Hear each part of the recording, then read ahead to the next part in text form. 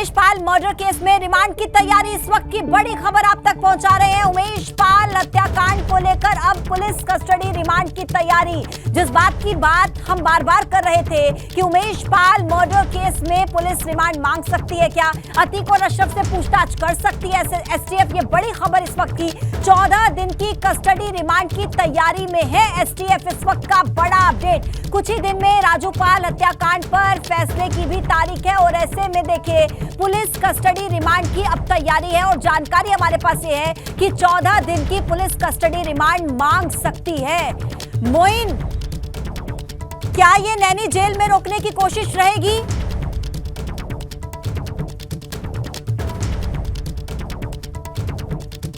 मोइन, मेरी आवाज मिल रही है आपको? मोइन को मेरी आवाज नहीं मिल रही है। बड़ा अपडेट एक बार फिर सुन लीजिए। राजू पाल हत्याकांड के फैसले की भी तारीख जल्दी नजदीक है। अब ऐसे में अतीक अहमद को लेकर बड़ा अपडेट ये है कि पुलिस कस्टडी रिमांड की तैयारी में है। एसटीएफ कस्टडी रिमांड मांग सकती है। 14 दिन की ये कस्टडी रिमांड हो सकती है। हालांकि पहले कहा जा रहा था नैनी जेल से सीधा साबरमती जेल ले जाया जाएगा, लेकिन अगर पुलिस कस्टडी रिमांड मांगती है तो क्या फिर नैनी जेल में ही रखा जाएगा? तमाम तरह के सवाल हैं। पूछताछ हो सकती है अशरफ से भी और अतीक अहमद से भी। मोइन एक बार फिर से हमारे साथ जुड़ गए। मोइन, अगर मेरी आवाज आप सुन पा रहे हैं, हमारे दर्शकों को बताएं कि क्या अब अतीक अहमद नैनी जेल में ही रहेगा? ऐसी अटकलें तेज।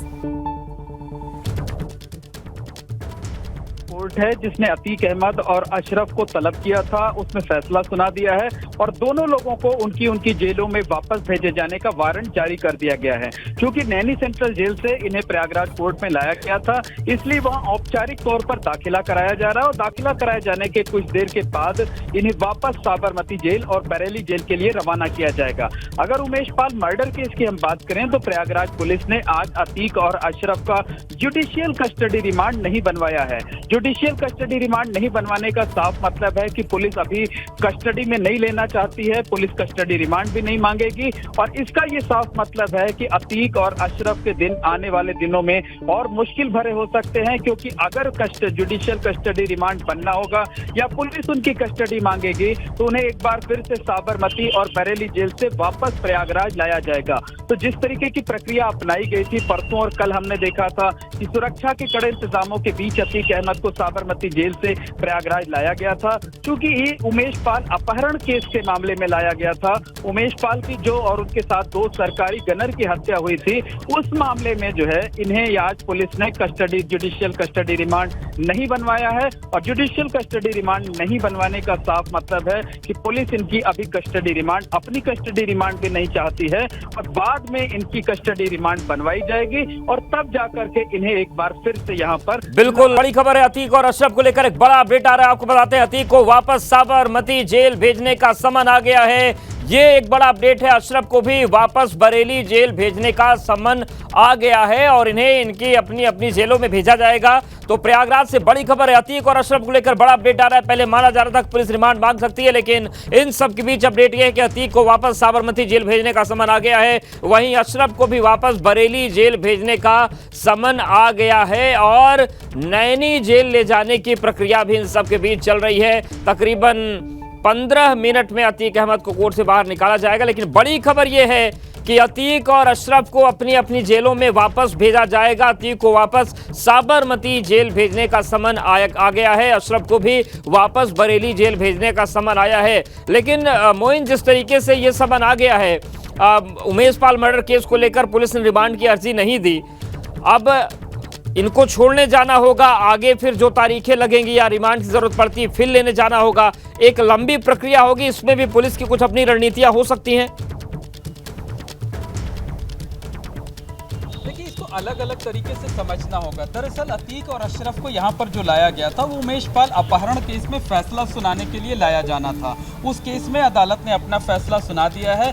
दोनों के नाम से वारंट इशू कर दिया है और वारंट में साफ तौर पर लिखा हुआ है कि इन दोनों को साबरमती यानी अतीक अहमद को साबरमती जेल भेज दिया जाए, वहाँ पहुँचा दिया जाए और खालिद अजीम उर्फ अशरफ जो कि माफिया अतीक अहमद का भाई है उसे बरेली जेल पहुँचा दिया जाए। तो अब से कुछ देर के बाद जो सरकारी अमला है वो सुरक्षा को लेकर बैठक करेगा, रणनीति तय करेगा और उसके बाद अतीक अहमद और अशरफ दोनों को उनकी जेलों में वापस भेज दिया जाएगा। दूसरा जो मामला है वो उमेश पाल के मर्डर केस से जुड़ा हुआ है। 24 फरवरी को उमेश पाल और उनके 2 सरकारी गनर की हत्या हुई थी। उस मामले में पुलिस ने अतीक और अशरफ दोनों नामजद आरोपी हैं, लेकिन अभी उनका जुडिशियल कस्टडी रिमांड नहीं बनवाया है। जुडिशियल कस्टडी रिमांड नहीं बनवाने का साफ मतलब है कि पुलिस अभी उनकी अपनी कस्टडी में नहीं मांग सकती कोर्ट से, क्योंकि अभी वो उस मुकदमे में कोर्ट की कस्टडी में नहीं है। यानी अतीक और अशरफ का जब उमेश पाल मर्डर केस में जुडिशियल कस्टडी रिमांड बनना होगा या पुलिस उन्हें अपनी हिरासत में मांगना चाहेगी, तो उन दोनों को फिर से वापस प्रयागराज लाया जाएगा।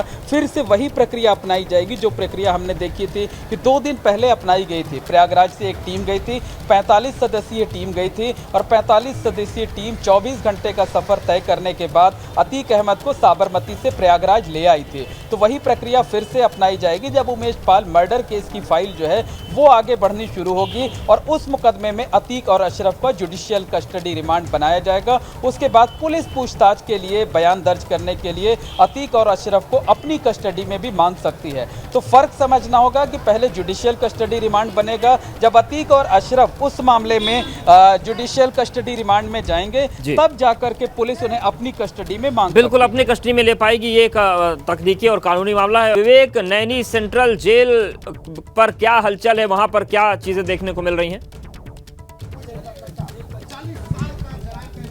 देखिए अवधेश, अभी तक सामने आपको गाड़ियां दिखाई दे रही हैं, ये पीएसी के जवान खड़े हुए हैं, ये दिखाई दे रहे हैं। सारी फोर्स मुस्तैद है, तैनात है, अलर्ट है और नैनी जेल के भीतर दरवाजे के बाहर एक तरफ हम लोग खड़े हैं, दूसरी तरफ पुलिस और पैरामिलिट्री फोर्सेस के अधिकारी हैं, कर्मचारी हैं, वो सब खड़े हुए हैं। दोनों वैन आपको सामने दिख रही हैं, दोनों वैन खड़ी हुई हैं। अभी तक दरवाजे बंद हैं और साफ देख सकते हैं बाहर से ताला लगा हुआ है। जो पीछे वैन दिख रही है उसमें बाहर से कुंडी में ताला लगा हुआ है, ताला खोला नहीं गया है। अभी तक अतीक और अशरफ जो दोनों वैन में बैठे हैं उनको नीचे नहीं उतारा गया है, दोनों भीतर ही बैठे हुए हैं। करीब 10 मिनट हो चुके हैं, 15 मिनट हो चुके हैं यहाँ पहुँचे हुए। 3:45 बजे यहाँ पहुँचे थे और दोनों को ही अभी भीतर रखा गया है। अभी कुछ जेल के अधिकारी जो है वो चर्चा कर रहे हैं, विमर्श कर रहे हैं, क्योंकि बहुत सारी चीज़ें अपडेट हो रही हैं, लगातार अपडेट चल रहा है। अतीक को यहीं रोके रखना है या साबरमती जेल वापस भेजना है, ये भी तय नहीं है कि उसी पर चर्चा हो रही है कि अगर वारंट आया है तो उसको वापस भेजना होगा। लेकिन इतने कम नोटिस में, शॉर्ट नोटिस में और लगातार जब पिछले 24 घंटे अतीक सफ़र करके आया है,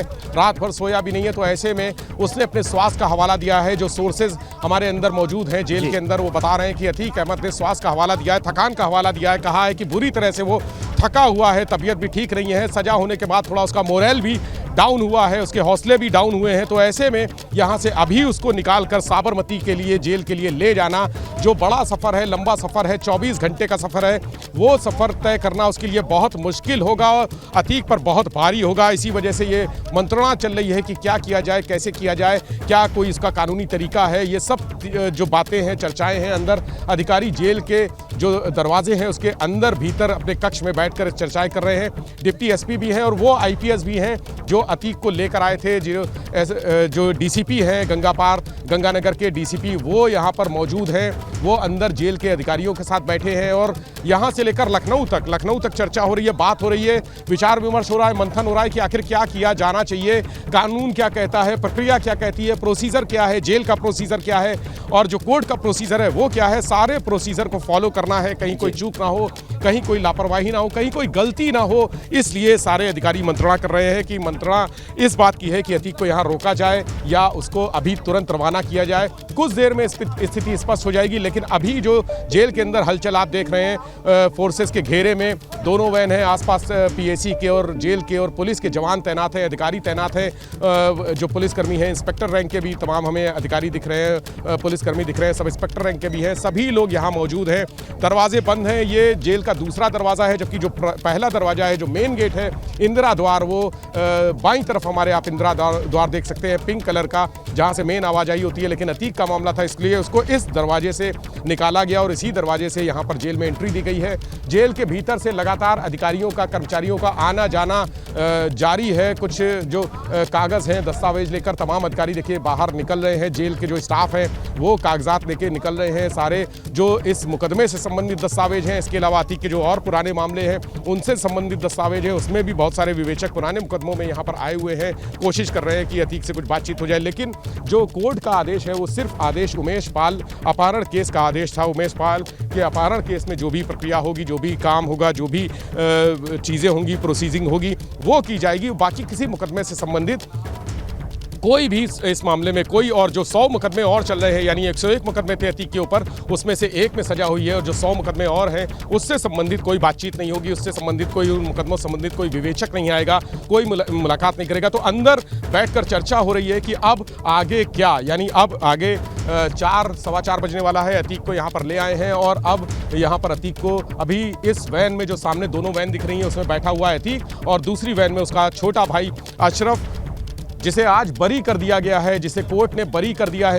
एमपीएमएलए कोर्ट ने उमेश पाल के किडनैपिंग केस से वो बरी हो गया है और बैठा हुआ है। लेकिन अशरफ के ऊपर और तमाम हत्या, लूट, रंगदारी, वसूली, धमकाने के बहुत सारे मुकदमे हैं। अभी उन मुकदमों की सुनवाई होनी है तो उसको भी बरेली जेल वापस भेजा जा सकता है। लेकिन पहुंचते अगर यहाँ से अभी भी निकलेंगे तो बरेली जेल का रास्ता यहाँ से कम 11 घंटे का है सड़क मार्ग से, और शाम को निकलेंगे तो ये और बढ़ सकता है। इसी तरह से अगर अतीक को भी यहाँ से साबरमती जेल के लिए रवाना करते हैं तो 24 घंटे का रास्ता जो तय किया था, उसी तरह से 24 घंटे फिर वापस ले जाना पड़ेगा। तो रात का सफर तय करने में, चूंकि प्रयाग जब साबरमती जेल से चले थे तो सारी तैयारियों के साथ चले थे, लेकिन अभी अचानक दिन भर कोर्ट में खड़े होने के बाद और वो तनाव झेलने के बाद अतीक की स्थिति ऐसी नहीं होगी। निश्चित तौर पर उनके जो वकील होंगे उन्होंने कहा भी था कि अतीक जो है शारीरिक रूप से स्वस्थ नहीं है, वो तमाम बीमारियां उसको हैं, तमाम दवाएं चल रही हैं, डॉक्टर उसको देखने आते हैं। तो ऐसे में उसको आज अगर ले जाने का उसका वारंट प्रोड्यूस किया गया है तो उस वारंट को किसी तरह से रोका जाए, स्वास्थ्य कारणों से रोका जाए, या उसकी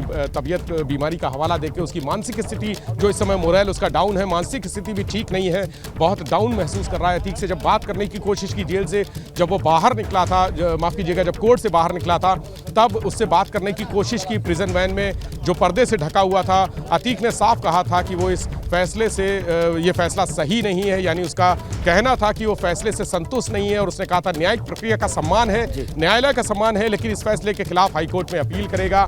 उसके एक वकीलों की जो फौज है वो हाईकोर्ट जाने की तैयारी कर रही है और जो वकीलों का मानना है, कहना है, जो वकीलों से मेरी बात हुई है, उन्होंने ये भी कहा कि चूंकि उसके भाई अशरफ को बरी कर दिया गया है, 7 लोग बरी हो गए हैं इस मामले से, 3 लोगों को सजा मिली है और इसका बेनिफिट अतीक को हाईकोर्ट में मिल सकता है। बिल्कुल इसका जो बेनिफिट है 7 लोगों को बरी करने का, हाईकोर्ट में सवाल उठाया जा सकता है, पुलिस की विवेचना पर, गवाहों की गवाही पर तमाम सवाल उठाए जा सकते हैं और अतीक को इस पूरे जो आज जजमेंट हुआ है उसका फायदा हाईकोर्ट में उठाने की पूरी कोशिश की जाएगी और जो लैकूना है पूरे इस केस में उसको ऊपर, बिल्कुल आगे जरूर हो सकता है फायदा मिल जाए विवेक, लेकिन अभी वैन में बैठकर इंतजार करना और इंतजार की घड़ियां भारी पड़ रही होंगी, क्योंकि इस तरीके से वैन में बंद होकर खड़े रहना जेल के बाहर, एक ऐसे डॉन जिसने अपना जलवा कायम रखा था इस इलाके में और इस तरीके से वैन में बैठा है, तो ये भी किसी सजा से कम नहीं है।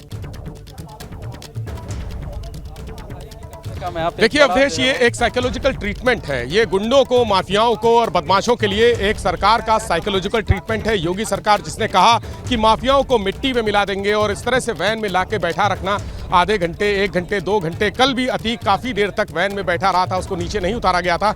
ये एक साइकोलॉजिकल ट्रीटमेंट है कि तुम कानून से ऊपर नहीं हो, तुम इंसाफ से ऊपर नहीं हो, तुम दबंग हो, माफिया हो, तुम्हारी एक तूती बोलती है, प्रयागराज में लोग तुम्हारे हैं, कोर्ट में भी तुम्हारे तमाम लोग हैं, सरकार में भी तुम्हारे लोग हैं, सिस्टम में भी तुम्हारे लोग हैं, लेकिन तुम कानून से ऊपर नहीं हो, क्योंकि कोई भी कानून से ऊपर नहीं है, चाहे वो पुलिस हो, चाहे प्रशासन हो, चाहे शासन हो, सरकार हो, सब कानून के नीचे आते हैं। और ये एक मैसेज है अतीक को इस तरह से यहाँ पर लाके बैठाए रखना, इस तरह से जो बंद है ताला, देखिए वैन का दरवाज़ा खुला है, दरवाज़ा खोला जा रहा है और कुछ गतिविधियाँ मुझे दिख रही हैं। पीछे जो वैन है उसका दरवाज़ा खुला है, हालांकि मुझे नहीं लगता कि किसी को उतारना है, दरवाज़ा खुला है, अंदर कुछ लोग नज़र आ रहे हैं बैठे हुए, लेकिन कुछ पुलिसकर्मी भीतर गए, जो पीएसी के जवान हैं ये भीतर गए हैं और फिर से दरवाज़ा बंद कर दिया गया है और दरवाज़ा देखिए फिर से उसी तरह से जैसे खुला था, हालांकि अभी ताला नहीं लगाया गया है, लेकिन दरवाज़ा बंद है और बाहर तैनात हैं जो पीएसी के लोग, उन्होंने एक बार दरवाज़ा खोला, भीतर झांका, फिर देखिए भीतर से कोई निकला है। शायद पानी की डिमांड आई थी अंदर से कि पानी चाहिए, तो पानी की बोतल पहुंचाई गई है। उसके बाद फिर से दरवाज़ा बंद हो गया है और आगे की वैन है उसमें भी मुझे कुछ गतिविधियां दिख रही हैं। इस जाली के इस पार में खड़ा हूं, इस जाली के पार से आगे की गतिविधियां आगे की वैन में दिख रही हैं। कुछ बात हो रही है वैन में, जो पुलिसकर्मी तैनात हैं उनसे 3 पट्टी वाले जो दीवान, जिसको हेड कांस्टेबल कहा जाता है, वो 3 पट्टियां उनके बाह में लगी हुई हैं। बाईं बाह में सफ़ेद 3 पट्टियां नज़र आ रही हैं। वो 3 पट्टियां यानी हेड कांस्टेबल वो बात कर रहे हैं। कुछ वहाँ तैनात हैं जो वैन के भीतर बैठे हुए हैं, उनसे कुछ बातचीत हुई है। कुछ एक आदमी नीचे उतरा है, वो भी दीवानी है जो नीचे उतरकर बात कर रहा है। तो अभी अंदर बैठे हुए हैं, उनको बाहर उतरने की निकलने की इजाज़त नहीं है। पर्दे भी ढके हुए हैं, देखिए वैन के पर्दे जो दिख रहे हैं साइड में दोनों तरफ, दाईं और बाईं दोनों तरफ। पीछे की जो जाली है वो जरूर खुली है, लेकिन 3 तरफ से ये पूरी वैन बंद है। सिर्फ ये 2 जालियां सामने हैं जो नज़र आ रही हैं और इन जालियों के भीतर, अगर जो सुबह वैन का नज़ारा हमने दिखाया था अपने दर्शकों को, इस दरवाजे के भीतर एक और दरवाज़ा है ऐसा ही, जिसमें इस तरह की जालियां नहीं हैं। वो पूरी तरह से सिर्फ एक दरवाज़ा है, पूरे पैनल में एक दरवाज़ा है जिसको खोल के भीतर जाते हैं। यानी अंदर अगर कोई बंद है तो वो पूरी तरह से पैक है। सूरज की रोशनी की एक भी किरण अंदर नहीं जा रही होगी। शाम का ये वक्त है, पूरी तरह से वैन ढकी हुई है। बाहर जो पर्दे हैं वो ढके हुए हैं, उनसे रोशनी भीतर नहीं जा रही है। और अंदर जो दरवाज़ा है दूसरा डोर वो भी बंद है और बाहर वाला दरवाज़ा बंद है। तो ये देखिए पूरी तरह से पैक अभी अंदर ही बैठे हुए हैं इसी वैन में दोनों। आगे वाली वैन में अतीक अहमद है और पीछे वाली वैन में बता रहे हैं कि अशरफ। बिल्कुल, तो वैन अभी खड़ी है। एक बार मोइन का रुख कर लेते हैं। मोइन, जिस तरीके से विवेक बता रहे हैं कि ये दोनों वैन खड़ी हैं काफी देर से और अभी क्या चल रहा है वो स्पष्ट होना बाकी है। कुछ जानकारी आपको मिल रही है कि आगे क्या कदम हो सकता है, क्या चीजें हो सकती हैं आगे? तो मोइन के पास जाएंगे, लेकिन देखिए हम आपको नैनी सेंट्रल जेल की तस्वीर दिखा रहे हैं जहां पर ये 2 वैन खड़ी हैं और यहाँ पर अभी फिलहाल कोई हलचल होती हुई दिख नहीं रही है। जो तमाम पुलिसकर्मी हैं वो खड़े हैं, अधिकारी खड़े हैं, लेकिन आगे क्या होगा इस पर अभी सस्पेंस बरकरार है। हालांकि जो समन है वो आया है कि साबरमती जेल जाना है वापस अतीक को और बरेली जेल जाना है अशरफ को, लेकिन यहाँ पर जो स्थिति बनी हुई है वो क्या बनी हुई है ये अभी स्पष्ट होना बाकी है। सजा के बाद अतीक को जेल ले जाने की तैयारी है और साबरमती जेल ले जाने के लिए समन आया। और देखिए तस्वीर हम आपको दिखा रहे हैं नैनी सेंट्रल जेल से, जहां पर वैन अभी भी खड़ी है। लगभग आधे घंटे तो होने वाले हैं, अतीक और अशरफ अलग अलग वैन में हैं और यहां से क्या तस्वीर आगे बनेगी अभी ये स्पष्ट नहीं हो रहा है। लेकिन देखिए वैन खड़ी है, बाहर से ताले लगे हुए थे, थोड़ी देर पहले पानी जरूर पहुंचाया गया था, लेकिन क्या कुछ वहां पर स्थिति बन रही है ये हम जानने की कोशिश करेंगे। विवेक हमारे साथ लगातार बने हुए हैं नैनी सेंट्रल जेल से। बड़ी खबर यह है कि फिलहाल अशरफ और अतीक को नैनी सेंट्रल जेल ले जाया गया है, लेकिन वैन बाहर ही खड़ी है और आगे क्या होना है, क्या कदम रहेगा, इस बारे में कोई स्पष्टता फिलहाल नहीं मिल रही है। हम सीधे रुख करते हैं विवेक का। विवेक हमारे साथ बने हुए। विवेक, वैन तो जस की तस खड़ी है, कोई हलचल है, कोई नई जानकारी है क्या वहां से? देखिए अवधेश, वैन के दरवाजे खुले हुए हैं और कुछ कागजात लेकर आए हैं अंदर से जेल के पुलिसकर्मी और बॉडी प्रोटेक्टर भी पहने हैं या उतार रहे हैं, समझ में नहीं आ रहा है, क्योंकि बॉडी प्रोटेक्टर एक सब इंस्पेक्टर रैंक के ऑफिसर मुझे दिख रहे हैं और दूसरे उनके जो बगल में खड़े हैं उनके हाथ में कुछ कागजात हैं। कागज़ों की जांच हो रही है, पड़ताल हो रही है। क्या हो रहा है यहाँ कुछ पूछने की कोशिश करता हूँ तो कोई बताने को तैयार है। अरे इंस्पेक्टर साहब, कुछ बताएंगे क्या हो रहा है अंदर? कुछ बताएंगे कि क्या साबरमती जेल ले जाने की तैयारी है? सर कुछ बता दीजिए, साबरमती जेल ले जाएंगे? थोड़ा सा आगे देख लीजिए, जेल अधिकारियों से बात कर लीजिए क्या कह रहे हैं। एक तस्वीर साफ करवा दीजिए जरा, एबीपी गंगा चैनल के लिए एक तस्वीर साफ करवा दीजिए। अंदर बैठे हुए उतार नहीं रहे ना, क्या अभी ले जाएंगे साबरमती? देखिए यहाँ कोई बताने को तैयार नहीं है। मैंने पूछने की कोशिश की लेकिन किसी को भी जानकारी नहीं है वास्तव में कि हो क्या रहा है। और जो देखिए सामने जरा फोकस करिए, चश्मा लगाए जो अधिकारी खड़े, वो डिप्टी एसपी हैं अजीत सिंह चौहान। उन्हीं को जिम्मेदारी दी गई थी, वो मोबाइल पर कुछ पढ़ रहे हैं। वो डिप्टी एसपी हैं जिनके नेतृत्व में पूरी जेल से जो ये टीम गई थी अतीक और अशरफ को लेकर और टीम वापस आई है, ये उन्हीं के नेतृत्व में गई थी। ये अभी तक अंदर बैठे हुए थे लेकिन अब बाहर निकल आए हैं। बाहर निकलकर मोबाइल में कुछ देख रहे हैं, अपने मोबाइल में क्या देख रहे हैं ये साफ नहीं है, लेकिन अब बाहर निकले। यानी अंदर जो मंत्रणा चल रही थी अधिकारियों की कि कैसे क्या होना है, वो अंदर मंत्रणा खत्म हो चुकी है और बाहर जो लोग घूम रहे हैं, पुलिसकर्मी घूम रहे हैं, उनके हाथ में कुछ कागजात भी देखे जा सकते हैं। कुछ कागज़ लिए हुए हैं, किस तरह के कागज़ हैं ये भी बहुत साफ कोई बताने को तैयार नहीं है। लेकिन जिस तरह से वैन को घेर कर, उसके दरवाजे को घेर कर मंत्रणा हो रही है, आपस में बातचीत हो रही है कि क्या उतारना है, कैसे उतारना है, उतार के कैसे अंदर ले जाएंगे, क्या कोई अंदर शायद बैरक हो सकता है, कोई बदलनी हो, क्योंकि रात भर जो रहे हैं अतीक, अशरफ और उसका बेटा अली जो अभी अंदर जेल में ही बंद है, अतीक का बेटा, वो तीनों अलग अलग बैरक में रखे गए थे। क्वारंटाइन बैरक उसको बोलते हैं, हाई सिक्योरिटी बैरक होती है, सीसीटीवी कैमरे से लैस होती है, वहाँ पर रखे गए थे। क्या उन्हीं बैरक में ले जाया जाना है या कुछ परिवर्तन हुआ है? चूंकि माना जा रहा है कि रात भर अगर रुक सकते हैं तो कुछ परिवर्तन हो सकता है, बैरकों में इधर उधर ले जाया जा सकता है। उमेश पाल के परिवार ने अतीक को हुई सजा पर कोर्ट के फैसले को सही माना और अब मर्डर केस में अतीक को फांसी की सजा देने की मांग की। न्यायपालिका ने न्याय दिया है, मैं उनके न्याय का सम्मान करती हूँ, और लेकिन मैं इस मुख्यमंत्री जी से निवेदन करूँगी कि इन्हें चाहे जैसे भी हो, इनको कारावास दिया गया है, नहीं मिलते हैं, ये कारावास में भी घटना कर सकते हैं। इस वजह से मैं ये चाहूँगी कि मुख्यमंत्री जी इन्हें ख़त्म करें, चाहे जो जाए, ये नहीं रहना चाहिए। अशरफ अतीक अहमद नहीं रहना चाहिए, चाहे जैसे भी हो। पहले 2 साल राज्यपाल का लड़े, उनका अपहरण किया इसने। अपहरण में 3 दिन इसने कैद करके रखा अपने घर में, कार्यालय में। उसी वक्त ही मरवा डालता, लेकिन उस समय उसके साथ के कॉलेज के लड़के और सब काफ़ी चिल्लाने, इसने जिंदा छोड़ दिया। लेकिन मेरा बेटा लड़ाई लड़ता चला आया, शेर की तरह। आज तक अतीक से किसी ने आंख नहीं मिलाया, चाहे जितना भी इसके नाम से केस हो, लेकिन मेरा बेटा शेर की तरह लड़ा। अपने फैसले का इंतजार करते लास्ट में उसका पूरा मामला तय हो गया था, ख़त्म हो गया। उसको ये उम्मीद थी कि अब मेरा फैसला फुर्सत, इसको सज़ा मिलेगी। तब मेरे बेटे को इसने 16-17 साल बाद मर्डर करा दिया। ये फैसला जो आज अदालत से मिली है, उस पर मुझे पूर्ण विश्वास था और मिला। ये उसका अपहरण केस का है। उसके बाद मेरे बेटे का अपहरण न सुनने दिया न देखने दिया, उसका मर्डर हो गया। तो अब मेरा यही निवेदन है कि अपहरण केस में इसको आजीवन कारावास हुआ है, लेकिन बाद में मेरे बेटे का मर्डर हुआ। मेरा बेटा कलम की लड़ाई लड़ता था, बम गोली की नहीं लड़ता था। इसलिए कलम की लड़ाई को उल्लंघन करके काले कोट खाकी वर्दी की बेइज्जती कर दी। इसलिए मेरा यही निवेदन है, जो भी अदालत फैसला दे, मुझे मुख्यमंत्री जी के ऊपर विश्वास है कि मेरे बेटे का मर्डर का इनको फांसी की सज़ा सुनाए। देखिए, ये तो उसका अपहरण में लड़ रहा था शेर की तरह, लेकिन जब लास्ट में 3 मर्डर उसने करा दिया, जेल से कराया है, ये आजीवन कारावास है। इसमें उसको अंदर क्या सुविधाएं मिलती हैं, क्या नहीं मिलती, इसलिए वो पुराना खुखार बदमाश है, पूरा आधा डकैत है। वो नोट के बल पे आगे कुछ भी कर सकता है। इसलिए मेरा मुख्यमंत्री से यही एक निवेदन है कि मेरे बेटे जैसे हत्या उसने कराई है, साथ में 2 सुरक्षाकर्मी गए हैं, तो इसने खाकी और काले कोट की इसने लिहाड़ी बेइज्जती कर ली, इसको फांसी की सजा सुनाई जाए।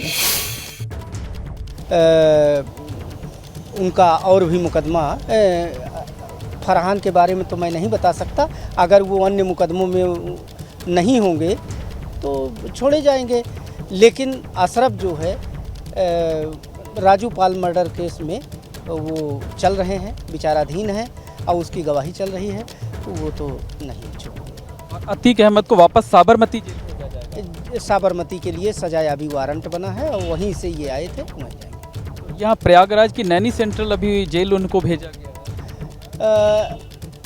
इसलिए भी भेजा जा सकता है कि सफ़र लंबा है, यहाँ पर सारा दिन जो है वो करने के बाद प्रशासनिक वजह से और स्टे लेने के लिए भेजा जा सकता है। एक सवाल आपसे जी, चूँकि कोर्ट ने एक आदेश किया था कि साबरमती कोर्ट से जो है यहाँ लाया जाएगा, और लाने के पश्चात चूँकि सड़क मार्ग इतना लंबा चौड़ा है तो उसमें जो है यदि समय से पूर्व आ जाते हैं तो उनके रहने की व्यवस्थाएं कहाँ पर होगी। रहने की व्यवस्थाएं जो है उनमें नैनी जेल में सारी चीज़ें तैयारी थी, तो वहाँ पर स्टे किया गया था। उसके पश्चात जो है कोर्ट में लाया गया था। सश्रम आजीवन कारावास का क्या मतलब होता है? क्या अतीक अहमद को एक बिल्ला नंबर अलॉट हो जाएगा, काम करना क्या पूरा होता है? यस, जेल मैनुअल के अनुसार सश्रम कारावास का मतलब यही होता है कि उनको सश्रम उनको वर्क करना पड़ेगा, जैसे आम कैदी हैं, सारी सुविधाएं छिन जाएगी, कोई सुविधाएं नहीं है, वर्दी नंबर अलॉट होगा। अच्छा, जो उमेश पाल की हत्या हुई थी उसमें भी अतीक अहमद और अशरफ दोनों नामजद आरोपी हैं, दोनों के खिलाफ नामजद FIR है। क्या पुलिस ने उसमें जुडिशियल कस्टडी रिमांड इन लोगों का बनवाया है? इस संबंध में मुझे जानकारी नहीं है, मेरी कोर्ट में ऐसा कोई मामला नहीं आया, ये CJM कोर्ट के स्तर का मामला है। लेकिन आपकी जानकारी में नहीं है? मेरी जानकारी में नहीं। बिल्कुल, ये हैं सुशील वैश्य जी, ADGC क्रिमिनल, और पूरी जो उमेश पाल अपहरण केस की लड़ाई थी इन्होंने लड़ी, बहुत मजबूती से अभियोजन का पक्ष रखा, सरकार का पक्ष रखा, और उसी की वजह से माफिया अतीक अहमद को दोषी करार दिया गया और उसे सश्रम आजीवन कारावास की सजा मिली है। कैमरामैन अनुराग द्विवेदी के साथ मोहम्मद मोइन, ABP गंगा, प्रयागराज। विवेक, कुछ चीजें स्पष्ट हो पा रही हैं क्या कि किस तरीके की हलचल है? ये वैन क्यों खड़ी है, कब तक खड़ी रहेंगी यहाँ? देखिए, पीछे दो वैन अभी जो दर्शकों को दिख रही थी, UP 70 AG 4063 4063, इसको पीछे किया गया और जिस वैन में अतीक अहमद बैठा हुआ है अंदर, उसको पीछे बैक करके जेल के गेट के भीतर ले जाया जा रहा है। यानी अब अंदर अतीक को उतारने की तैयारी की जा रही है, वैन से उतारा जाएगा और जेल के भीतर ले जाया जाएगा।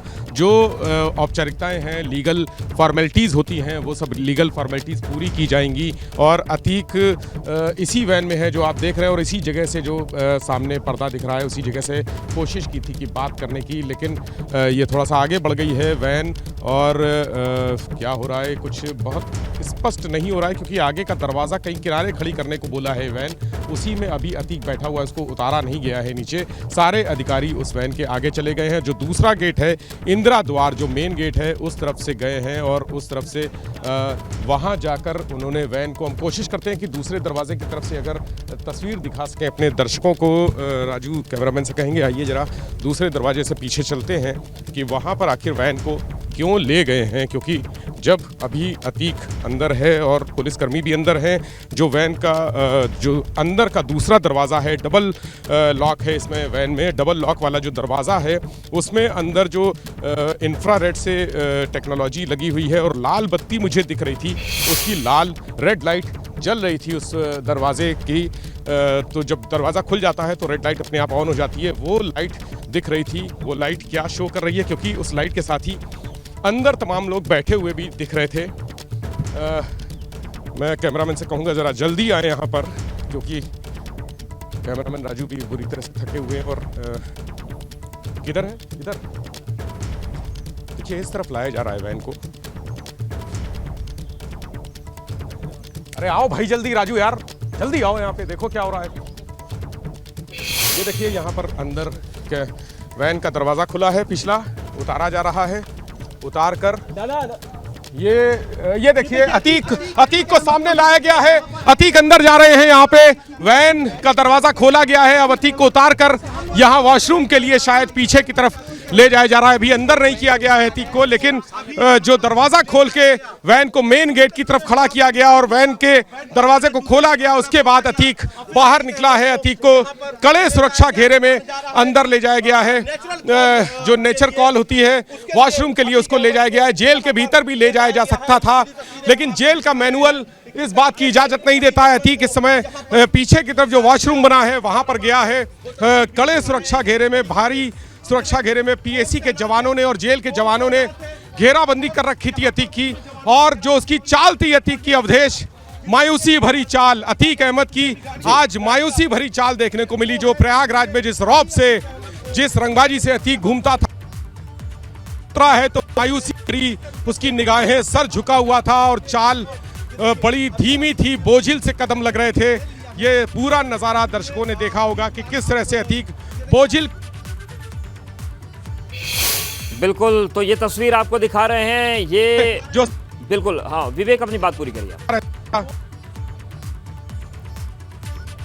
के था जब सफर के दौरान, और आज कैप पहने था, अतीक कैप पहनते ही जब मेरा वैन आपको देखा गया तब कैप भी पहने था, और काका आज नहीं दिखा, तकरीबन उसका जो काका दिखता था, कैप पहने हुए था, कैप पहनते गया है अंदर भीतर वाशरूम में, और वाशरूम से वापस उसको लाया जाएगा यहाँ वैन में, जो कि वापस उसको रखा जाएगा जब तक कि उसको जेल के अंदर एंट्री नहीं मिल जाती है। जेल के बाहर ही अभी अतीक है, जेल के बाहर ही अभी अतीक है, और इस पूरे परिसर में मौजूद है। परिसर के दोनों दरवाजे, दोनों गेट हैं, और एक पीछे वाले की ओर देखिए बाहर आ गया है, वॉशरूम से बाहर आ गया है अतीक अहमद। बोझिल कदम है, बोझिल चाल है, सर झुका हुआ है अतीक अहमद का, और देखिए किस तरह से थका हुआ अतीक हाथ हिला रहे हैं। अतीक ने मीडिया की तरफ देखकर हाथ हिलाया है और ये इशारा किया है कि सब ठीक है, सब ठीक है। ये अतीक ने इशारा किया है सब ठीक है, और अब उसको प्रिजन वैन में वापस बैठा दिया जाएगा। यहाँ से अतीक अहमद को प्रिजन वैन में वापस बैठाया जाएगा। अतीक ने इशारा किया कि हाथ हिलाकर इशारा किया कि सब ठीक है, कोई दिक्कत नहीं है, कोई गड़बड़ नहीं है। लेकिन जो चेहरा था अतीक का, वो उसमें मायूसी साफ देखी जा सकती थी, उसकी आंखों में जो मायूसी थी वो साफ नजर आ रही थी। अतीक अहमद आज जब उसको सजा हुई है उसके बाद करीब आधे घंटे से ज़्यादा वक्त तक उसको इस बैठाया प्रिजन से। जब वॉशरूम जाने के लिए उसने बोला प्रिजन वैन को इस तरफ, बिल्कुल, और इन सब के बीच विवेक प्रिजन वैन का जो अब फ्रंट फेस है वो दरवाजों की तरफ हो गया है, तो क्या बाहर निकलने की कोई तैयारी है?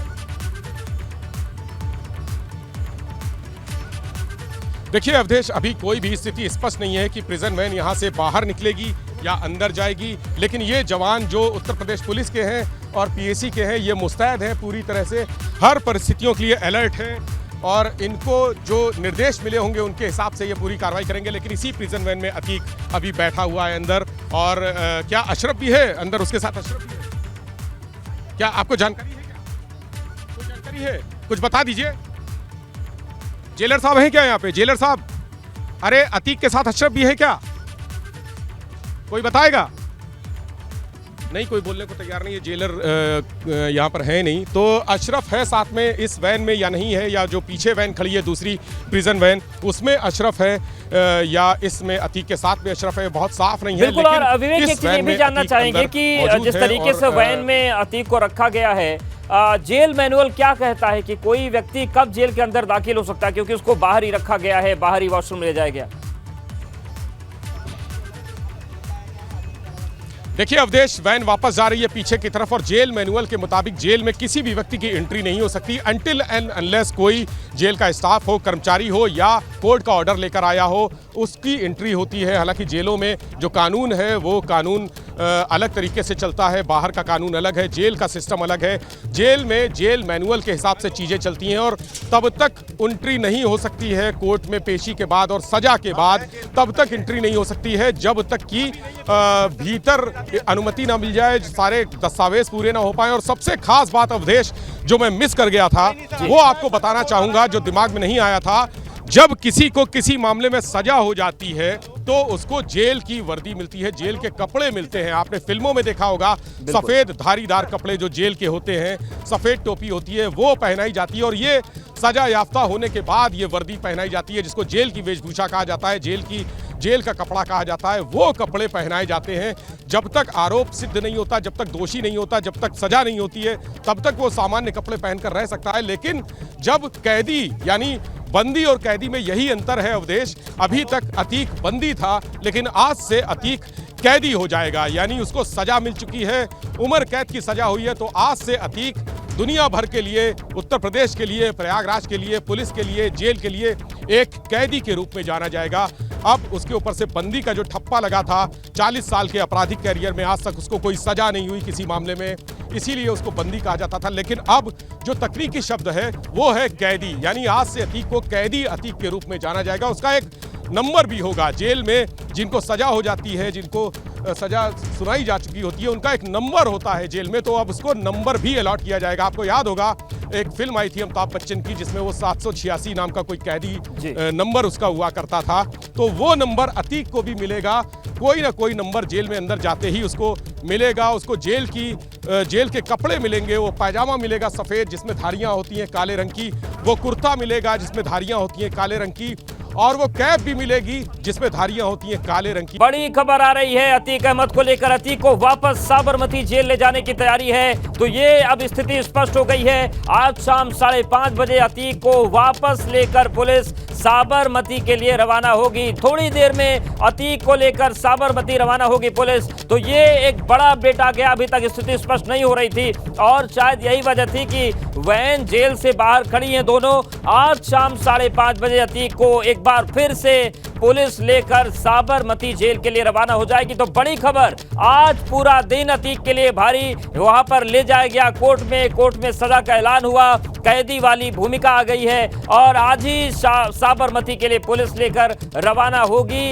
ये इस वक्त की बड़ी खबर है। तो लगभग 5:30 बजे पुलिस साबरमती के लिए रवाना हो सकती है। अतीक अहमद को आज ही वापस भेजा जाएगा, क्योंकि इसी मामले में जब सजा का ऐलान हो रहा था इसलिए पुलिस लेकर आई थी। और अब प्रयागराज पुलिस एक बार फिर से अतीक अहमद को साबरमती लेकर रवाना होने जा रही है। तो ये बड़ी खबर, सजा का ऐलान हो गया है, उम्र कैद की सजा सुनाई गई है अतीक अहमद को, लेकिन सब वक्त भारी है। और पूरी यात्रा के बाद, कल 24 घंटे के सफर के बाद अतीक शाम को पहुंचा था। आज पूरा दिन कोर्ट में बीता और अब थोड़ी देर के बाद एक बार फिर से प्रयागराज पुलिस से लेकर साबरमती जेल के लिए रवाना होने जा रही है। तो ये इस वक्त की बड़ी खबर है। अतीक को वापस साबरमती जेल ले जाने की तैयारी है और 5:30 बजे के आसपास अतीक को वापस लेकर पुलिस जाएगी। विवेक, जो बात आप कह रहे थे वो आशंकाएं पुष्ट हुई। शायद यही वजह थी कि वैन बाहर खड़ी थी, इंतजार हो रहा था कागजी कार्रवाई का, और अब स्पष्ट हो गई चीजें।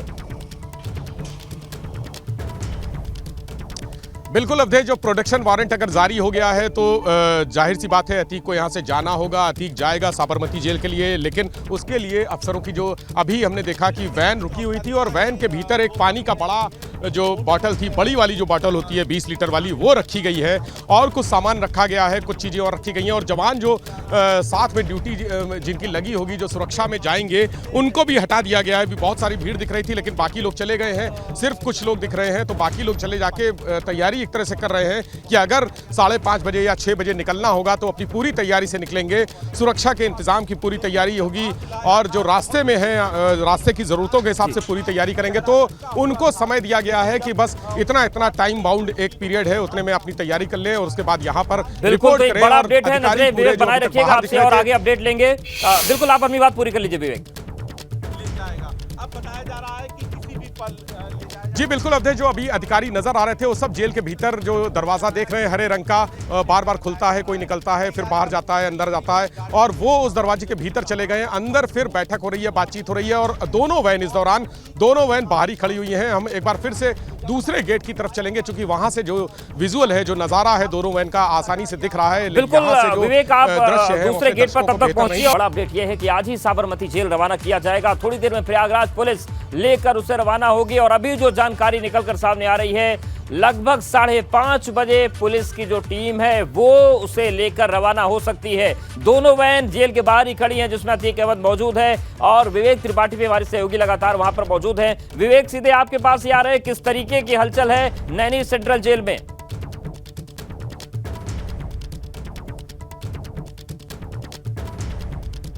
तो विवेक के पास जाएंगे, लेकिन देखिए तस्वीर आपको दिखा रहे हैं नैनी सेंट्रल जेल की, जहां पर अब अतीक को ले जाने की तैयारियां शुरू हो गई हैं, क्योंकि तस्वीर स्पष्ट हो गई एकदम कि आज ही अतीक को साबरमती के लिए रवाना किया जाएगा। अभी जो अपडेट है, जानकारी उसके मुताबिक लगभग 5:30 बजे अतीक अहमद को रवाना किया जा सकता है और समन जो है वो आ चुका है कि अतीक अहमद को साबरमती भेजना है और उसके भाई अशरफ अहमद को बरेली जेल वापस भेजना। आप देखिए वैन जो है वो आपको गेट के पास नजर आ रही है और उमेश पाल अपहरण कांड में आज अतीक को उम्र कैद की सजा सुनाई गई है और आज ही अब साबरमती जेल वापस अतीक अहमद को भेजा जाएगा। ये इस वक्त की बड़ी खबर है। तो अतीक अहमद को लेकर कई बड़ी खबरें हैं। पहली बड़ी खबर यह है कि साबरमती थोड़ी देर में उसको भेजा जाएगा। दूसरी बड़ी खबर यह है कि अपहरण कांड में उसे उम्र कैद की सजा सुनाई गई है। 1 लाख रुपए का हर्जाना भी लगाया गया है। वहीं उमेश पाल के परिवार ने मुख्यमंत्री योगी आदित्यनाथ से यह अपील की है कि अतीक और अशरफ को फांसी की सजा तक पहुंचाएं, क्योंकि ये ऐसे लोग हैं जो जेल में रहकर भी वारदात को अंजाम दिलवा सकते हैं। उमेश पाल की हत्या अगर जेल से करवाई जा सकती है तो उनकी जान को भी खतरा है। तो ये तस्वीर है, लेकिन इन सब के बीच बड़ी खबर ये है कि अब अतीक अहमद को साबरमती भेजने की तैयारी शुरू हो चुकी है। हमें जमीन मिले, बुनियादी सुविधाओं से युक्त मिले, और वह गोरखपुर विकास प्राधिकरण इस मेडिसिटी के रूप में यहां पर उपलब्ध करवा रहा है। इसके साथ ही दुनिया की अत्याधुनिक तकनीक को लेकर के आवासीय सुविधा उपलब्ध हो, उसकी एक स्कीम आए। इसके लिए EWS scheme, LIG, mini LIG, MIG, HIG और सुपर HIG, ये तमाम प्रकार की योजनाएं पहले से गोरखपुर के अंदर विकास प्राधिकरण के द्वारा चलाई भी गई। आज एक नई टाउनशिप स्कीम के अंतर्गत जो एक कार्यक्रम आज यहाँ पर है, जिसमें 184 एकड़ से अधिक भूमि पर, जहां 109 एकड़ में टाउनशिप बनेगी आवासीय, जो आवास बनेंगे उसकी सुविधा के लिए टाउनशिप के लिए विभिन्न श्रेणी के प्लॉट 692 बहुमंजिले भवन के लिए 7 भूखंड यहाँ पर उपलब्ध कराए जा रहे हैं और लगभग 75 एकड़ मेडिसिटी के लिए उपलब्ध करवाए जा रहे हैं। इन स्कीम के बनने से खास तौर पर गोरखपुर के चिकित्सकों के लिए, गरीबों के लिए, जो लोग आवास चाहते हैं लेकिन जमीन के भूखंड नहीं खरीद सकते, वे हर व्यक्ति के पास रवि किशन जैसा पैसा नहीं है। इसलिए हर व्यक्ति जब जमीन नहीं खरीद सकता है तो वह चाहता है कि उसे सिर ढकने के लिए आवास सस्ते में मिल जाए।